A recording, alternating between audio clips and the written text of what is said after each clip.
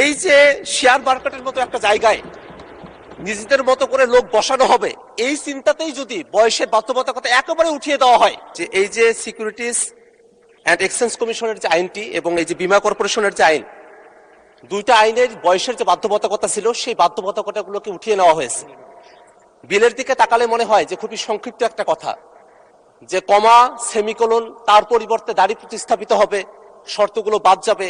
দেখে মনে হয় যে যেন বা এখানে কোনো কিছুই হইতেছে না, কিন্তু বাস্তবতা হলো এই যে সিকিউরিটিজ অ্যান্ড এক্সচেঞ্জ কমিশন, সেখানে 65 বছরের একটা বাধ্যবাধকতা ছিল চেয়ারম্যান এবং সদস্যদের ক্ষেত্রে, এবং বীমা উন্নয়ন ও নিয়ন্ত্রণ কর্তৃপক্ষ সেখানে 67 বছরের একটা বাধ্যবাধকতা ছিল। বিষয়টি হলো, মাননীয় অর্থমন্ত্রী তার বক্তব্যে বলেছেন যে যোগ্য লোক নিয়ে আসা দরকার, দক্ষ লোক নিয়ে আসা দরকার, এই কারণে বয়সের বাধ্যবাধকতা তারা উঠিয়ে দিচ্ছেন। প্রশ্নটা হলো যে এটা কি কোনো ব্যক্তিকে মাথায় রেখে এটা করা হচ্ছে, নাকি একটা পলিসিকে মাথায় রেখে এটা করা হচ্ছে? তেলের ভোগান্তিতে ক্লান্ত?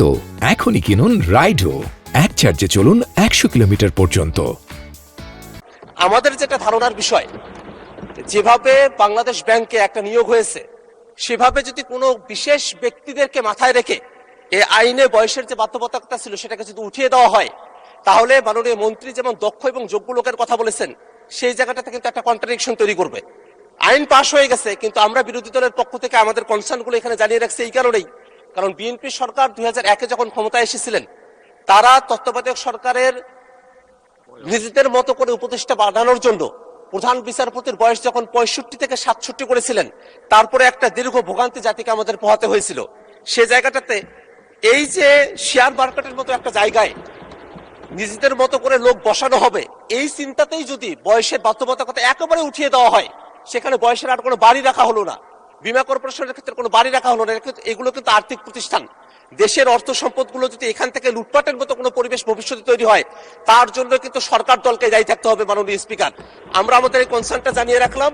আমরা চাইবো যে সরকার যেভাবে বলেছেন সৎ এবং যোগ্য লোক, দক্ষ লোক, সেই কি পরিমাণ সৎ এবং যোগ্য এবং দক্ষ লোককে সেই প্রতিষ্ঠানগুলোতে সামনে নিয়োগ দেওয়া হবে, আইন তো পাশ করা হয়েছে, সেটা দেখার অপেক্ষায় জাতীয় অপেক্ষা করছে। মাননীয় স্পিকার, আপনাকে ধন্যবাদ।